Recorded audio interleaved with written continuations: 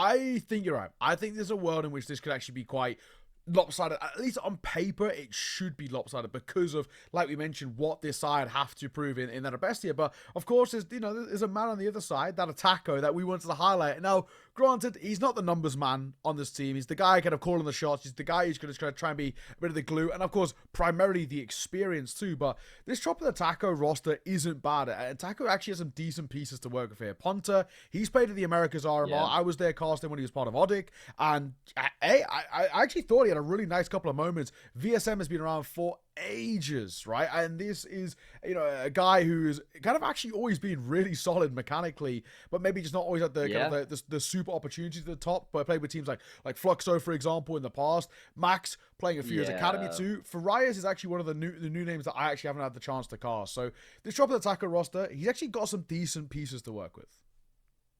Yeah, and I think he's actually been able to kind of handpick the players that he's with in this team as well. He's obviously at the helm of it. Just talking about VSM briefly, I mean, he was somebody I was so excited about watching in 2023. Think about that Fluxo team, alongside Leo DRK, and Woody was in the mix there as well.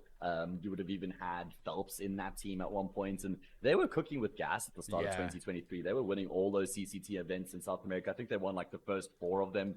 But unfortunately, he just kind of tapered off. Like, I thought there was a world in which he might be able to play himself into like maybe in contention for a spot in Furia or MIBR or one of the Imperial teams or something like that. But yeah, things just didn't really go in that direction for him. He still has his moments. He's a solid player, but I don't think he's at the peak he once was. Yeah, I think you're probably all right. I think it's sort of a... not kind of a has-been in that sense, but at least still has a bit of an ability. But I think when I look at this kind of Chop of the Taco roster, I feel like for me, it's VSM and Taco are the slightly aged players